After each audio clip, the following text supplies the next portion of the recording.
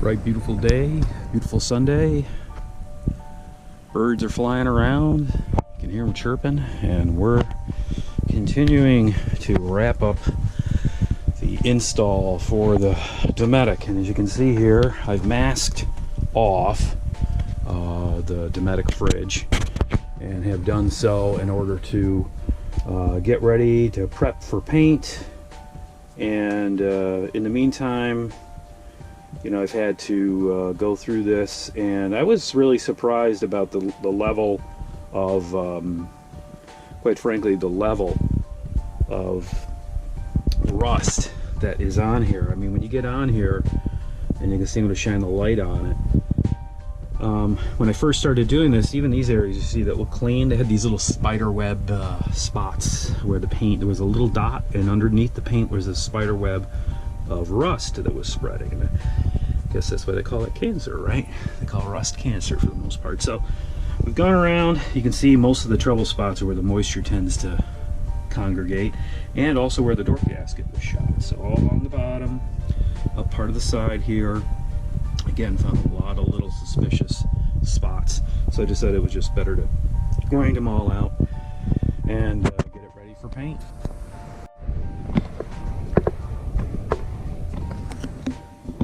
Yep. Decided to put the GoPro on a tripod here in order to make this look a little more presentable. I'm a professional, do my hair up, you know, so compensate for the double chin and the beer gut. Anyways, so I've painted this out, let it dry for about an hour or so. It's not perfect. I mean, there's still little imperfections here and there, but the key is that now I've treated all the rust. As you can see here, I've masked everything off, and so let's begin the removal. All the masking, the unmasking, as you always say. That got some people in trouble, but in this case, hopefully it won't. There we go. Got a lot of tape on this one here. I got to hold on and try to. There we go. A little spill over on the front console, but I'm not really too upset about that. A little bit there. The overspray gets everywhere, I gotta tell you. I mean, I was gonna have a Bob Ross moment. You know, hey, boys and girls, let's do some painting. Because of all the fumes in here, even with the windows open, I got the skylight open, you know, I got the one in the bathroom open, but there's not much wind today, so it wasn't really going much of anywhere. So I tried to block off the back bedroom area. In the meantime, I double tape this stuff. I start with tape first, and then use that as kind of the border to put the masking paper in there. So we'll get that off there. And pull that off. Not sure why this is kind of yellow and that's still white, but you can see it was white at one time. See what was going on there. Take that all off, throw that all out, and here we are. So we got the Frigitator, all the flange painted and ready to go. I just got to put those little, I got those little grommets that'll go in here. I got 3, I broke one, I'm getting it out. So next stop is cleaning up the hardware and getting the doors back on. Yeah, my new doors. Well, not my new doors, but my doors with new gaskets on it, and it should be pretty cool. So yeah, so there we go. Looks pretty snazzy. You know, semi-professional job, whatever. It's looking pretty good. Not too bad though.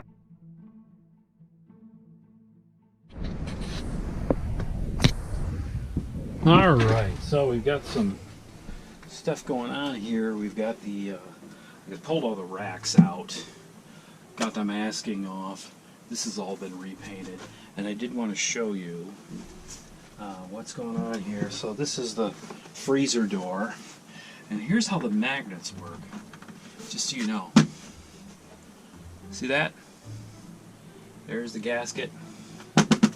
The door's not coming off. There's a nice clean. I should probably show you if I can pick the tripod up. There's the seal, right?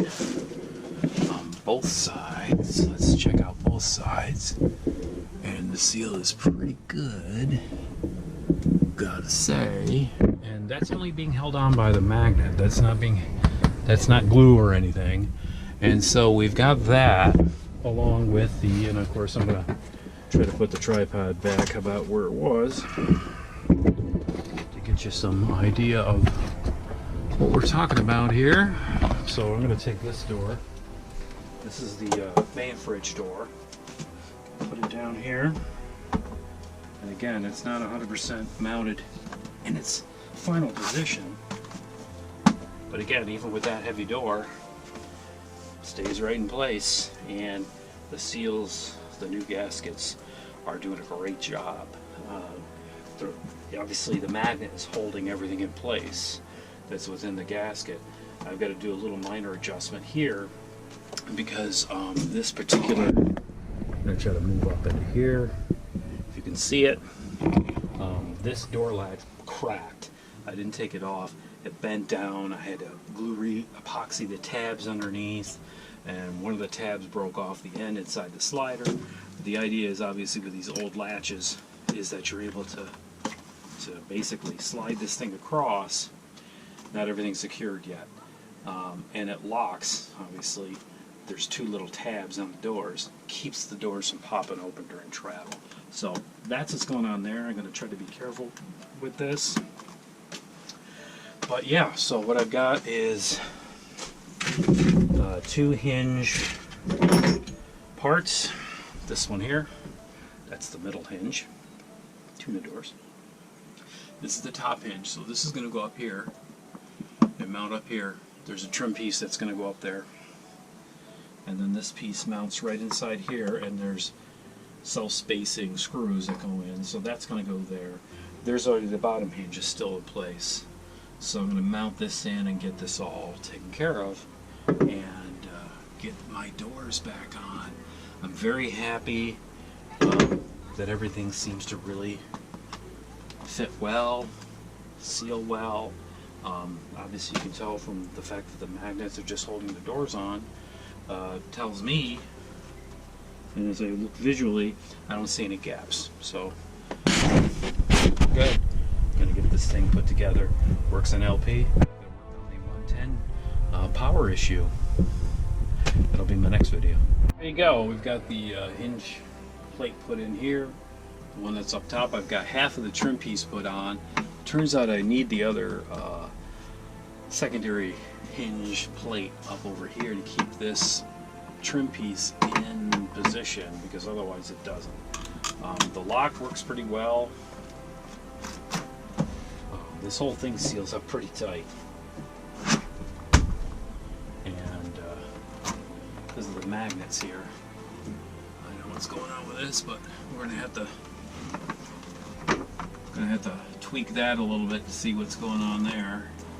Obviously, if I have the other hinge plate up here, it'll allow the door to come across, but when it doesn't, it tries to take the trim panel with it. So I got to put that other piece up here. Other than that, pretty good shape. Locks up real good. And I got it running on gas again, propane, to cool it down, see how quickly it gets down to temperature with the doors actually on it. So there you go. So there's the refrigerator refit, except for one or two little tidbits which I'll take care of, and then we'll sort out the 110 power issue. Take care.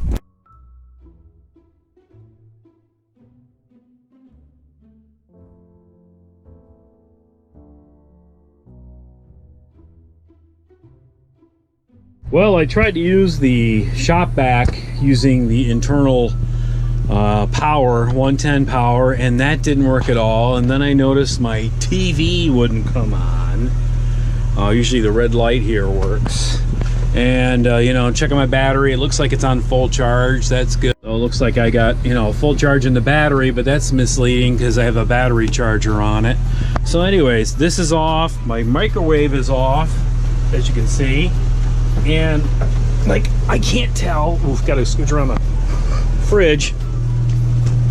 I've got my GFI outlet pulled out, because that will not reset no matter what I do, or test or reset or whatever. It just won't, just doesn't seem to want to do whatever it needs to do here. I got a new one here, so we're gonna see that what that's going on with there. Got my electric panel here, although it is kind of dark. I do apologize. Let me see if I can get some light on this. Oh, look at that, I got the 12 volt works. 12 volt works just fine.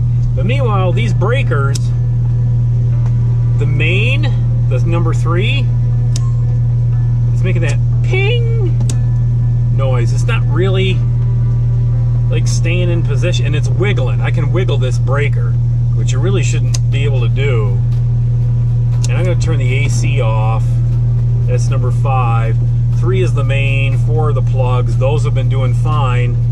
This thing has been like, haven't been able to get it reset. It's wiggling a little bit, but I just clicked it and it seems to be holding a little better than it did. And still no 110. No 110 at all. So it's one thing after another, I guess. At least my roof is not leaking from my fridge, which is awesome. Although I still have a lot of... I tried to give people a kind of a preview as to what's going to be going on in the next few episodes, or at least what I'm planning on. Hopefully, if anything doesn't go into left field like it normally does. Some things I'm doing here, I'm going to do some, I'm not going to include this, but I'm going to do some minor cleanup of the racks, the Dometic racks. You can see they're kind of, a lot of crud on them, a lot of rust. Going to deal with those. Going to find a way to clean these up and get them kind of recoated.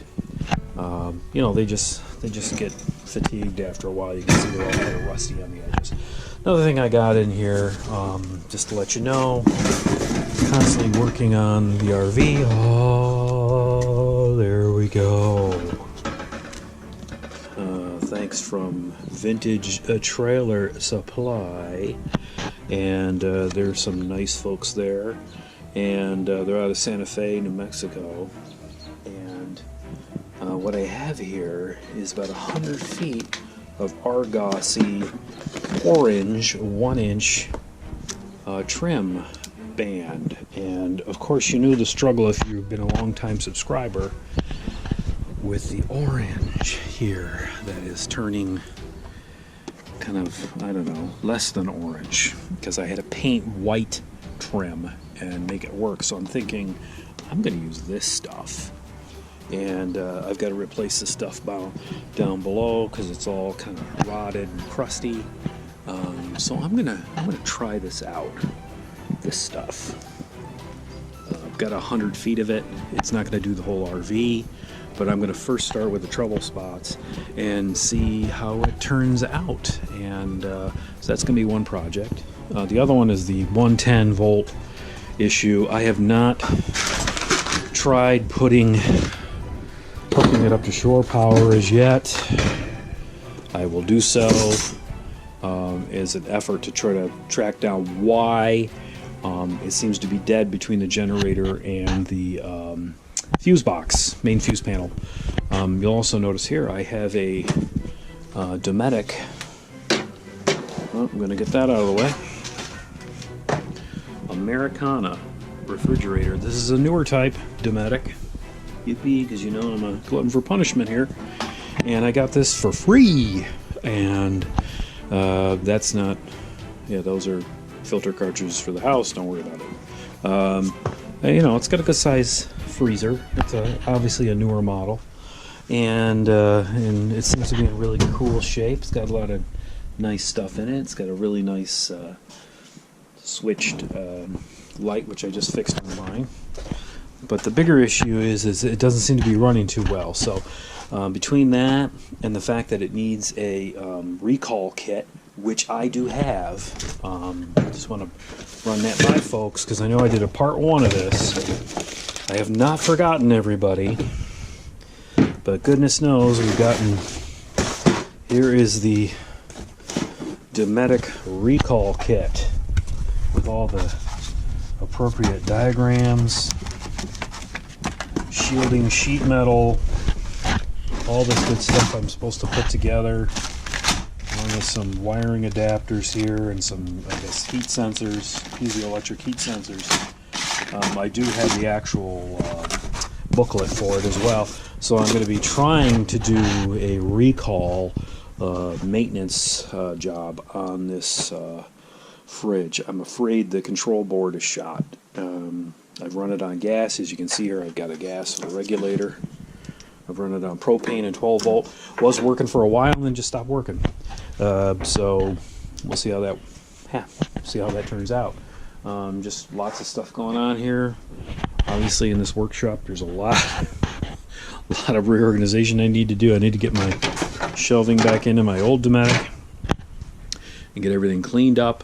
But we'll get there. It's like anything else. It seems like all these projects blossom and become larger than I had anticipated. And also, we run into other issues like this 110 power issue, which I will sort out and try to get fixed. So everyone have a great night, and thanks for watching. Subscribe if you like. Tell other people about the channel. It's really a kind of a do-yourself fix-it channel as we go along. And that's what I'm trying to do here. Take care.